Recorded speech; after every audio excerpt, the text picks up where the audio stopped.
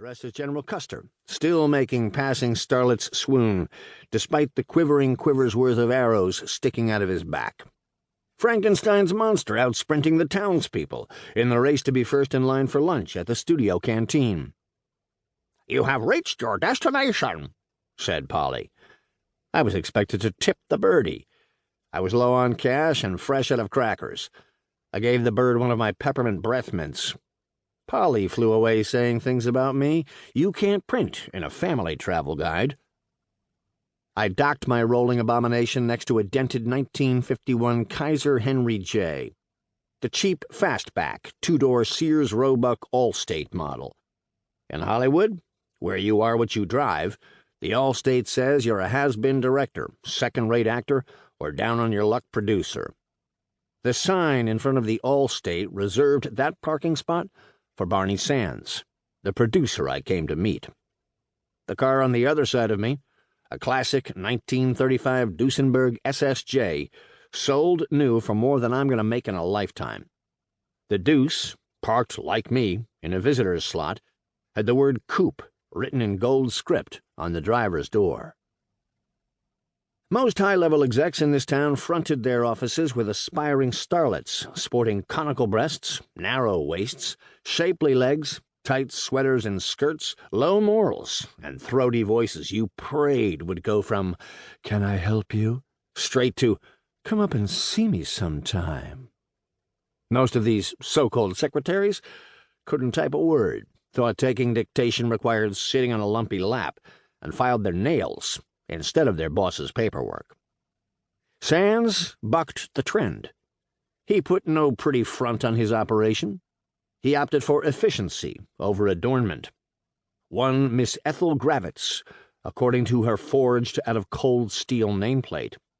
She seemed to have a thing for cold steel. She gave me a cold, steely glare, a cold, steely uplift of her eyebrow, a cold, steely scowl. No doubt if you stuck her in an X-ray machine, you'd see she was powered by a cold, steely heart. Ethel was built solid and low to the ground.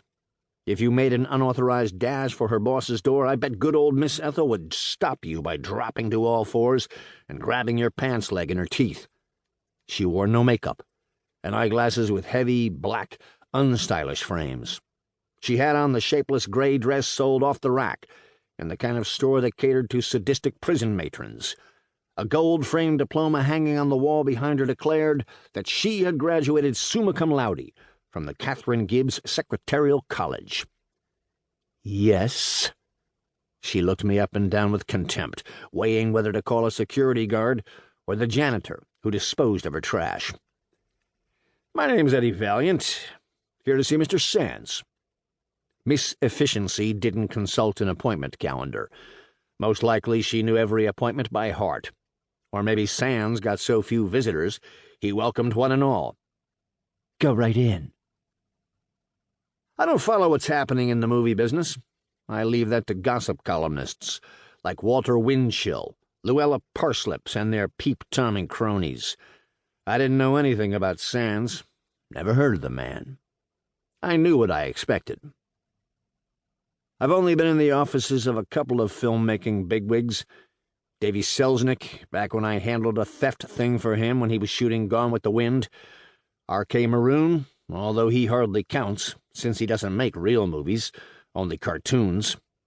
I've seen pictures of plenty of those places in the back issues of Photoplay I leaf through in my doctor's reception room while I'm waiting to get my latest bullet hole patched.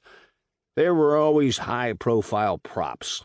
A pair of sparkly ruby slippers, maybe, or a plaster of Paris black falcon, and framed, signed glossies of smiling film stars, movie posters with the office occupant's name emblazoned in type the same size as the film's title, and a long chorus line of golden statuettes. Maybe Sands hadn't been around long enough to accumulate the accessories. If he had, maybe he kept them in a closet. Maybe Sands was that one-in-a-million movie guy who didn't need to constantly remind himself of what he'd done to become who he was. Or maybe he hadn't done anything.